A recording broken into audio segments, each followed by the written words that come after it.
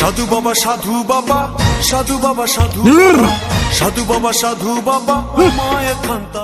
ওয়ালাইকুম বাবা। ওয়ালাইকুম আমি আসসালাম। খুব অশান্তিতে আছে, খুব কষ্ট আছে, আমার একটু সমাধান দিয়ে দেন বাবা। তো সব সমস্যা আমি জানি, হাদিয়া রাখ, যা কাজ হয়ে যাবে। এই যে বাবা। হাস! ও বাবা, বাবা আমার হাতটা দেখে একটু ভবিষ্যতের কথাটা বুঝে দেন বাবা। আমি দেখতে পাইতাছি তোর একসময় অনেক টাকা ছিল, এখন তোর টাকা নাই।